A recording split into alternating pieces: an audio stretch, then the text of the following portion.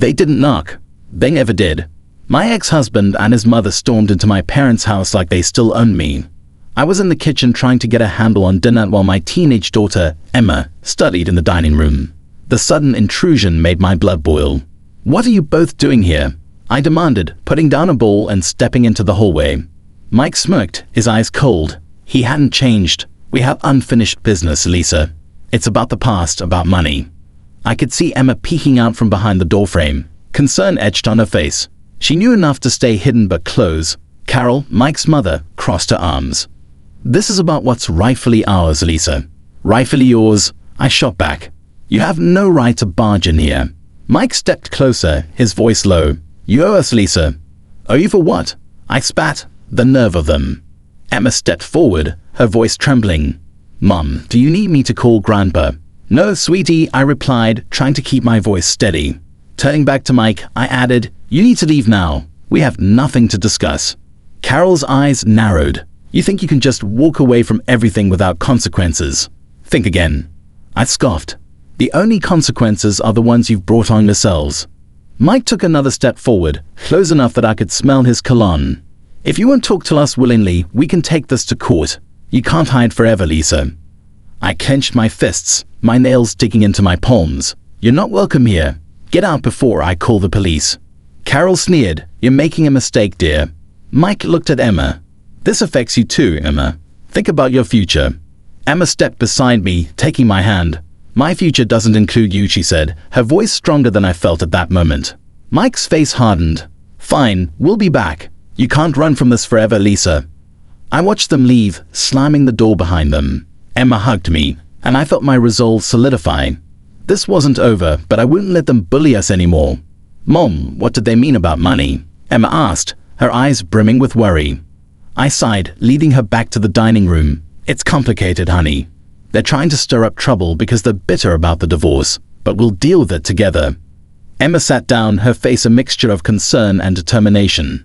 "You don't have to face them alone, Mom." Her words gave me strength. "I know, sweetie, and I won't. We'll handle whatever they throw at us. We're stronger than they think." We continued with dinner, the tension lingering like a bad taste in the air. But in that moment, within the walls of my parents' house, we were safe. I knew we had a battle ahead, but I also knew we had each other. And that was enough to face whatever came next. The intrusion had stirred up a storm of emotions. And as I cleared the table, I couldn't shake the feeling that this was only the beginning. Mike and Carol were out for blood, and I had to be ready for whatever they planned next. But they underestimated the strength that comes from protecting your own. They underestimated me. The house was quiet after the door slammed shut, but a storm brewed inside me. I watched Emma pick at her food, her thoughts clearly elsewhere. "Emma, are you okay?" I asked, settling down across from her. She looked up, gnawing at her lip. "I need to tell you something, Mom. Something about Dad." "Dad?" My stomach tightened. "What's going on, honey?" Emma hesitated for a moment, then took a deep breath. "Before you and Dad divorced, I saw him with another woman." The words hung in the air like a dark cloud. My pulse quickened. "What do you mean? When did this happen?" Her eyes welled up with tears. "A few months before everything happened, I saw them together at a cafe. They were holding hands." The room felt like it was closing in on me. "Why didn't you tell me sooner?" "I was scared, Mom. I didn't want to make things worse." "I hoped it was just nothing," she whispered, biting her lip. I reached across the table, squeezing her trembling hand. "It's not your fault, Emma. None of this is. Thank you for telling me now." She nodded, relief washing over her face. "What are we going to do, Mom?" "We're going to find the truth and make sure they face the consequences," I said, my voice firmer than I felt. The next few days were tense.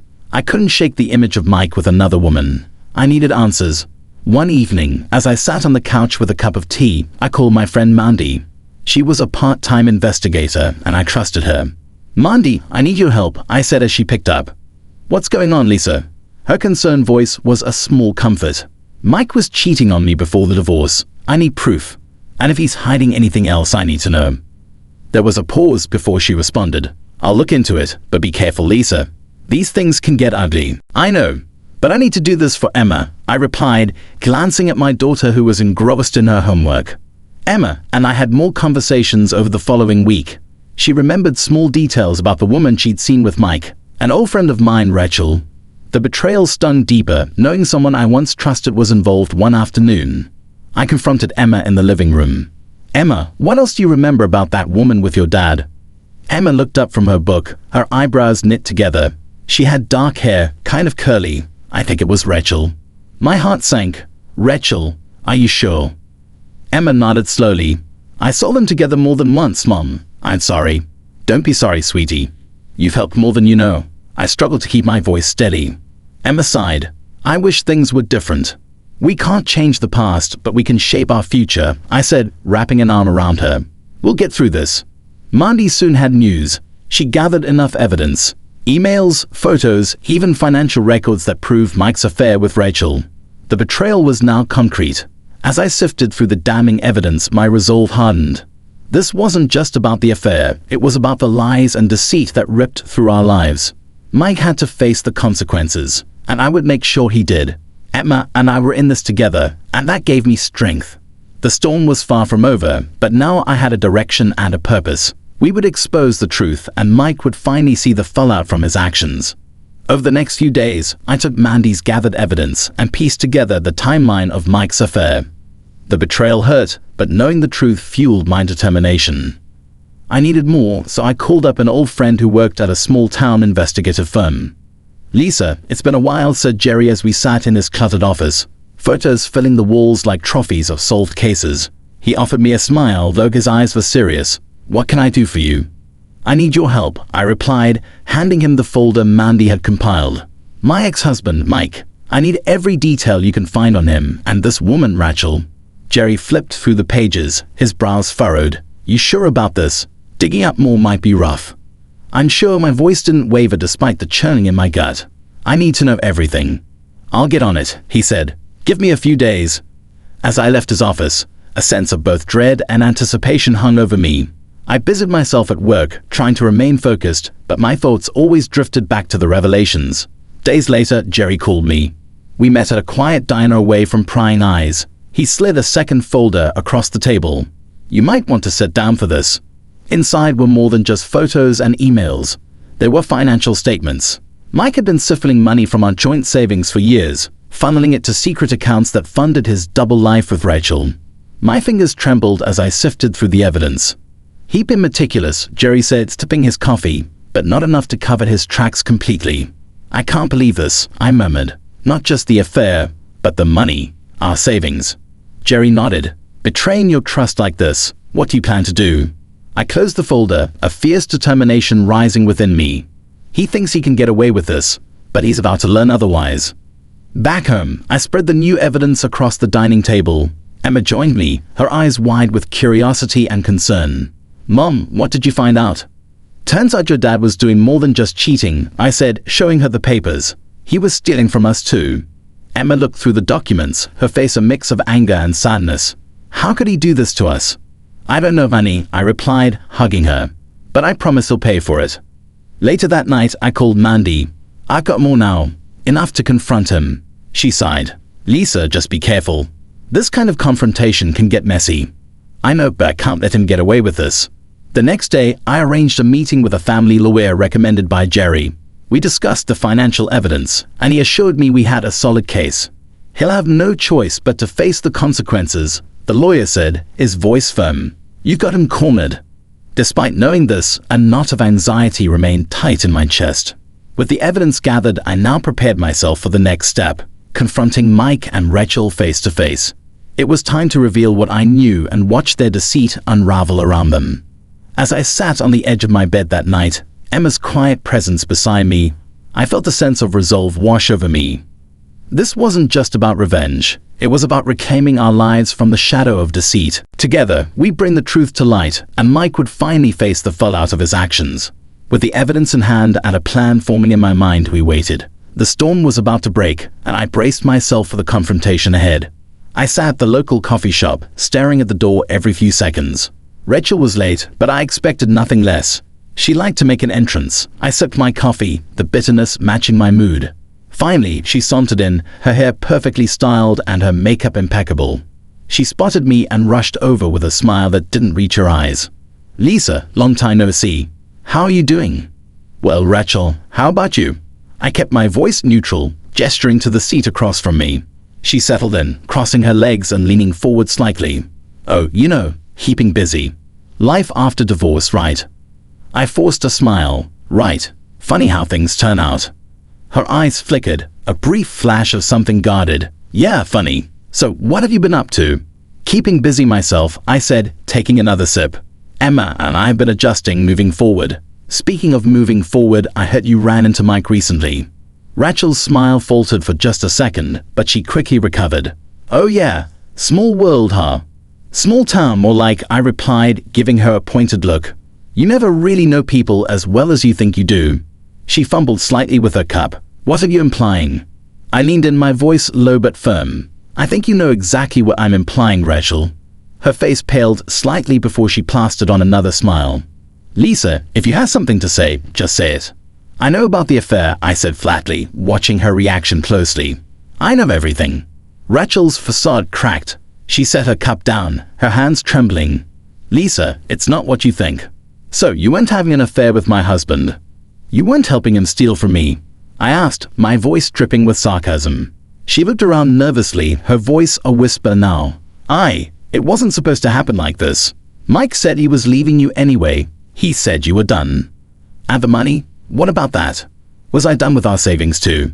I demanded, feeling the anger rise. Lisa, please. Mike planned everything. I just went along with it, she stammered, her eyes peeling. You betrayed me, Rachel. Not just as a friend, but as a human being, I said, standing up. And make no mistake, you'll both pay for this. She reached for me, but I stepped back. Lisa, please, I can help. I can testify against Mike. Just give me a chance. I watched her for a moment, weighing her words. Finally, I nodded. Fine, you want to make it right. Get me more evidence. Show me you're serious. Rachel looked relieved, nodding quickly. I will. I promise. I walked out of the coffee shop, my heart pounding. Step 1 was done. Rachel was scared and willing to turn on Mike. I needed every piece of leverage I could get, and having her on my side, even temporarily, was one more card to play. Back home, I found Emma curled up on the couch reading. She looked up as I came in, concern in her eyes. How did it go, Mom? As expected, I said, sitting next to her. Rachel's scared. She'll give us more evidence against Mike. Emma nodded, a small smile forming. Good, he can't keep hurting us. No, he can't. I agreed, hugging her tightly. And he won't. We're going to bring him down, Emma. Together. As I held my daughter, I felt a renewed sense of purpose. We had the beginnings of a plan, and the pieces were falling into place. Now we just had to see it through, and Mike, well, his time was running out. A week later, Rachel called me, her voice frantic. Lisa, I've got more. Meet me at the park near the old oak tree. I agreed and hurried there, the autumn air chilling my resolve into something harder. Rachel was already waiting, clutching an envelope. Her hands were shaking. Here, she said, thrusting the envelope at me. This is everything I could find. Emails, bank statements, all of it. I opened the envelope, my eyes scanning the documents. It was damning evidence, proof of Mike's betrayal and greed. Why are you doing this, Rachel? I asked, still not fully trusting her. She looked down, tears filling her eyes. I made a mistake, Lisa. A huge mistake. I thought he loved me, but I see now that he was using me. I just want to make things right. I nodded, pocketing the envelope. All right, but this doesn't absolve you. You still played a part. I know, she whispered, looking broken. But please take him down. He deserves it. You can count on that, I said, turning to leave. Stay out of the way. This is between me and Mike now. Back home, I spread the new evidence across the table, my breath catching in my throat. Mandy walked in, her eyes widening at the sight. That's quite a haul. Yeah, I said, passing her a stack of emails. This should prove he was siphoning money for years. Mandy scanned through them, her face hardening. Lisa, this isn't just about an affair anymore. This is fraud, plain and simple. Exactly, I replied, organizing the papers. And he's going to face the consequences. Are you ready for this? Mandy's voice was cautious but supportive. I nodded more than ever the following day. I made copies of everything and met with our family lawyer. He inspected the evidence, nodding approvingly. You've got a solid case, Lisa. Mike won't be able to squirm him out of this. Good, I said, leaning back in my chair because I want him to face every bit of it. Our plan was simple but effective. Use the evidence to confront Mike and Rachel publicly. ensuring they couldn't deny or hide from their actions. Later, as I sat in my office at work, my phone buzzed with a text. It was from Emma. "Mom, what's the next step?" I replied quickly, "We confront them at the community fundraiser this weekend. Be ready." My heart raced as the night of the fundraiser approached. Emma and I walked through the crowded event, my mind focused on the plan. Mike and Rachel were there chatting with guests, oblivious to the storm heading their way. I approached them, my voice loud enough to catch everyone's attention. "Enjoying your evening, because it's about to get a lot more interesting." Mike's face turned ashen, pure rage flickering in his eyes. "Lisa, what are you doing?" Exposing the truth, I replied, holding out the evidence. "We all deserve to know what you've been up to." A murmur spread through the crowd as I detailed Mike's theft and infidelity. Faces turned from curious to disgusted, and whispers grew louder. Rachel looked ready to flee, guilt written all over her face. "Lisa, please don't do this. It's too late for that," I said, my voice unwavering. "You both betrayed and stole from me. Now everyone knows." A crowd member called out, "Isn't that Mike? What's going on?" Mike's facade crumbled, and he snarled, "You've ruined me, Lisa." I met his glare with steel. "No, Mike, you ruined yourself." It felt like a weight had lifted as I walked away, Emma beside me. The truth was out and the fallout had begun. Mike and Rachel had nowhere to hide now. Emma hugged me tightly once we were outside. "We're going to be okay, right, Mom?" I kissed her forehead, feeling the strength in her embrace. "Yes, sweetie, we are. Together, we're going to be just fine." As we headed home, the night sky clear above us. Here's the punctuated and condensed paragraph. I knew one thing for sure. The future was ours to rebuild, one step at a time. The truth was burning inside me, ready to explode. It was time to face them. I stood in the thick of the crowd at the community fundraiser, feeling the weight of the confrontation ahead. Emma was at my side, her hand squeezing mine in silent support.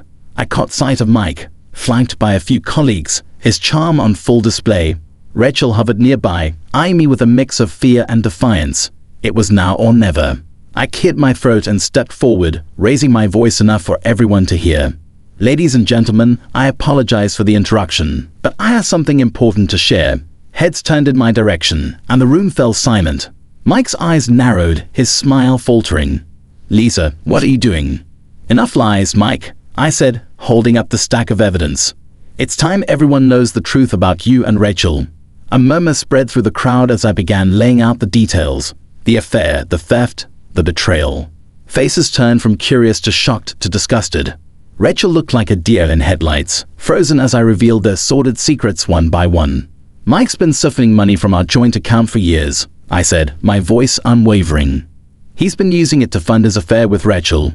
Enjoying your evening, because it's about to get a lot more interesting," I added, turning to face the two of them fully. The anger in Mike's eyes was unmistakable. "Lisa, shut up." But I was far from finished. "You betrayed me, lied to me, and stole from our family," I continued, addressing the crowd more than Mike. "And it's time to face the consequences." A ripple of gasps and whispers swept through the room. Someone in the crowd shouted, "Isn't that Mike? What's going on?" Mike lunged forward, trying to snatch the papers from my hands. "You've ruined me, Lisa." I stepped back, holding the evidence high. "No, Mike, you ruined yourself." Rachel finally found her voice, her tone desperate. I tried to stop him, "Lisa. You have to believe me." "Believe you?" I laughed bitterly. "You're just as guilty.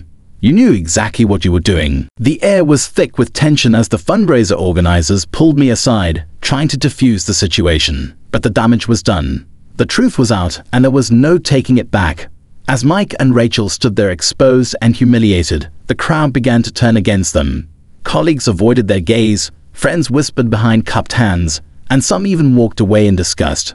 My lawyer, who had been conveniently present, stepped forward, taking the stack of evidence from me. "We'll be in touch, Mike. I suggest you prepare yourself." Mike glared at me one last time before storming out, Rachel trailing after him. The room gradually returned to a semblance of normalcy, though the tension lingered like a bad odor. Emma hugged me tightly, her eyes shining with pride. "We did it, Mom. We really did it." I kissed the top of her head, feeling a mix of relief and exhaustion. "Yes, we did.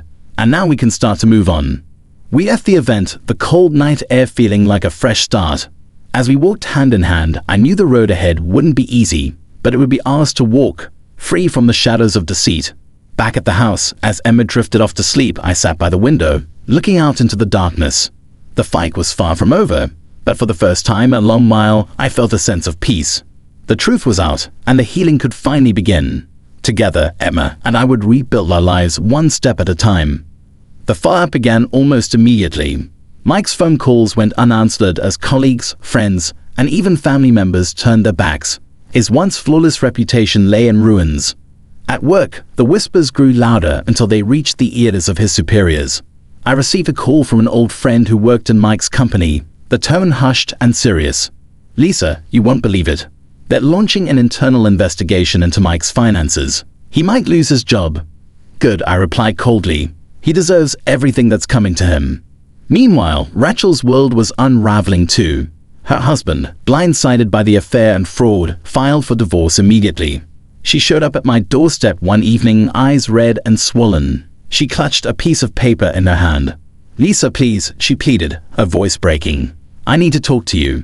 I crossed my arms, leaning against the doorframe. "What do you want, Rachel?" She took a deep breath, shoving the paper toward me. "It's the divorce papers. I don't know what to do." "That's not my problem, Rachel. You made your bed," I said firmly, my sympathy buried under layers of betrayal. "Please, I didn't know it would end like this," she cried, her tears falling freely. "I lost everything." "You didn't think about that when you were stealing from me, did you?" I snapped. "You should leave." "My life is falling apart, Lisa," she screamed, desperation etched on her face. "And you think I should care? You brought this on yourself," I replied, shutting the door on her pleading eyes. The next few days brought more chaos for Mike. He was suspended pending the investigation, and the bank froze his accounts. Every time he tried to reach out to me, I ignored his calls. Emma and I were determined to move forward. "Mom, you look tired. Are you okay?" Emma asked one evening as we sat on the couch, the TV playing softly in the background. "I'm fine, sweetie," I said, squeezing her hand. "Just thinking about how everything is changing." Emma's face grew serious. "Do we have to see Dad again?" I shook my head. "Not if we don't want to. We have the power to decide what's best for us." She nodded, her expression softer. "Good, I don't want to see him." "I understand," I replied, pulling her into a hug. "We're going to be all right, Emma." The next afternoon, as I was organizing the documents to fight the legal battles, Mike showed up at my office. He looked disheveled and desperate. "Lisa, we need to talk," he said, barging in past my protests. "What do you want, Mike?" I said, my patience wearing thin. "You've ruined me, Lisa. Everything's falling apart," he said, his eyes filled with a mixture of anger and fear. "No, Mike, you ruined yourself," I shot back. "You lied, cheated, and stole. Did you expect no consequences?" He sank into a chair, burying his face in his hands. "I lost my job. The investigation is tearing me apart. Please help me fix this." I stared at him, incredulous. "Help you? You're unbelievable. After everything you've done, you expect me to help you?" "Please, Lisa, for Emma's sake," he begged, looking up with red-rimmed eyes. "Don't bring her into this. She suffered enough because of you," I said coldly. "Get out of my office, Mike. Face your consequences like an adult." His shoulders sagged as he walked out, the reality of his actions weighing him down. I watched him leave, my heart steady, knowing I had made the right choice. As the days turned into weeks, the repercussions of Mike's actions unraveled further. Rachel moved out of town, trying to escape the scandal. Mike's life continued to crumble, each new day stripping away a piece of his former self. Through it all, Emma and I found our footing in our new normal, taking it day by day. We weren't just surviving, we were starting to thrive, and that was the best revenge of all. The sun shone brightly as Emma and I unpacked the last of the boxes in our new home. It was a modest house in a quieter part of town, but it felt like a fresh start. "Mom, where should I put these books?" Emma asked, holding up a stack. "Let's set up a small bookshelf in the living room," I suggested, smiling at her enthusiasm. We worked together, arranging our things with care. Each item found its place, and with each box emptied, the house started to feel more like home. In the early evening, as we relaxed on the couch, Emma turned to me. "Do you think Dad will ever get his life together?" I sighed, thinking of the wreckage Mike had made of his own life. "I don't know, Emma. That's up to him now. But we don't have to worry about that anymore." She nodded, her face serene. "I'm glad we're here, Mom. It feels right." "Me too, sweetie," I said, hugging her close. "We're starting a new chapter." To celebrate our new beginning, we decided to have a small dinner party. I invited Mandy and a few close friends. They came with warm smiles and housewarming gifts. their presence filling the house with laughter and joy. Mandy pulled me aside later in the evening, her eyes twinkling. "You've come a long way, Lisa. I'm proud of you." "Thanks, Mandy," I said, feeling a sense of peace wash over me. "I couldn't have done it without you." As the night wound down and our guests left, Emma and I sat on the porch, gazing at the stars. She leaned her head on my shoulder. "We're going to be okay, right, Mom?" "Yes, we are, sweetie." Together, I assured her, kissing her forehead. The days turned into weeks, and we settled into our new routine. Emma thrived in her new school, making friends and engaging in activities she enjoyed. I found solace in my work and the rhythm of our new life. One afternoon, I received a letter from Mike.